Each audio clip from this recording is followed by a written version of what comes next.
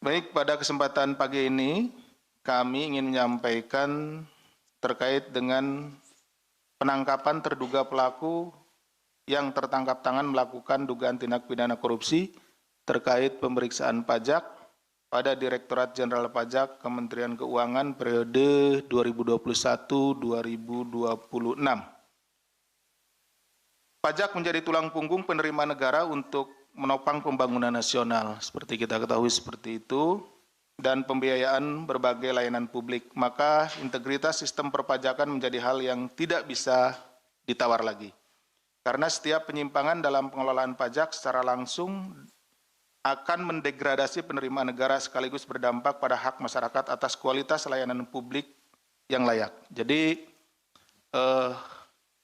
APBN, anggaran pendapatan dan belanja negara ini secara garis besar terbagi dua, yaitu pendapatannya dan belanjanya. Tidak ada dua sisi ya. Dari sisi pendapatannya salah satunya adalah dari pajak. Dan ada juga penerimaan negara bukan pajak atau PNBP ya. Nah, dari sisi pajak ini seperti mungkin kalau rekan-rekan sekalian membaca bahwa Presiden Republik Indonesia Bapak Prabowo Subianto sudah menyatakan di dalam bukunya bahwa ada kebocoran, gitu ya. Ada kebocoran pada saat penerimaan, ya, atau pendapatan. Nah, pendapatan ini salah satu yang bocor ini adalah di pajak seperti ini. Jadi uang masuk sebelum masuk ini ke kas negara, kemudian bocor di sini tidak masuk ya. Jadi dalam bukunya Paradok Indonesia itu dijelaskan salah satunya seperti itu, sehingga ini akan menjadi kerugian ya bagi bangsa Indonesia. Kenapa? Karena negara tidak bisa menggunakan anggaran tersebut secara maksimal karena dari awalnya pintu masuknya itu sudah bocor. Sektor pertambangan merupakan salah satu penyumbang penerimaan negara terbesar melalui pajak, baik melalui pajak penghasilan PPH maupun pajak bumi dan bangunan PBB. Oleh karena itu, mufakat jahat untuk mengurangi pajak yang seharusnya dibayar ke kas negara adalah tindak pidana korupsi yang tidak hanya menimbulkan kerugian negara dalam skala besar, namun juga mencederai keadilan fiskal. Ketika masuknya sudah bocor, tadi kan ada dua sisi. Ketika penggunaannya, belanjanya juga, ini hal yang biasa kalau belanja itu, sering ya, kita melakukan penanganan perkaranya, misalkan pembangunan infrastruktur dan lain-lain yang menggunakan dana dari APBN atau APBD yang kemudian pada saat pelaksanaannya itu bocor, dalam hal ini dipotong atau diambil secara tidak sah oleh oknum-oknum. Nah, ini sisi belanjanya. Nah, kalau yang saat ini dari sisi pendapatannya awalnya gitu, sisi masuknya seperti itu. Modus-modus korupsi oleh oknum pegawai Ditjen Pajak bekerja sama dengan konsultan dengan mengurangi pajak atau kepentingan pribadi sudah sering kali terjadi. Celah kerawanan ini harus dilakukan perbaikan yang lebih serius agar penerimaan negara tidak bocor terus. KPK mengimbau kepada wajib pajak agar tidak segan untuk melaporkan kepada aparat penegak hukum jika mengalami adanya dugaan praktik-praktik pemerasan. Jadi ya ini antara petugas pajak dengan wajib pajak ya, di sana bertemunya di sana. Gitu ya. Sehingga terjadilah kong kaling kong gitu ya. Meeting of mind-nya ada di sana. Nanti akan kita jelaskan di depan. Dengan catatan bahwa wajib pajak tidak dalam posisi berusaha untuk meminta pengurangan. Hal ini sebagai bentuk pengawasan sekaligus aksi nyata dalam menjaga kedaulatan keuangan negara. Oleh karena itu, penindakan yang dilakukan oleh KPK ini diharapkan memberikan efek jera dan peringatan tegas bagi para pihak agar tidak mencederai amanah sekaligus hak negara. Adapun kronologis perkaranya sebagai berikut.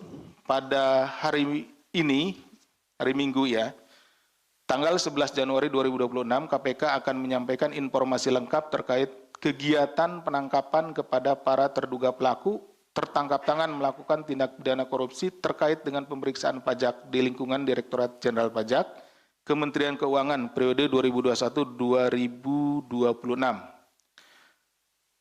Awalnya pada bulan September hingga Desember 2025, PT WP menyampaikan laporan kewajiban pajak bumi dan bangunan periode 2023. Jadi periode wajib pajak ini, PT WP ini melaporkanlah untuk pajak bumi dan bangunan atau PBB tahun 2023, dilaporkan di tahun 2025. Atas laporan tersebut, tim pemeriksa dari Kantor Pelayanan Pajak atau KPP Madya Jakarta Utara, ya.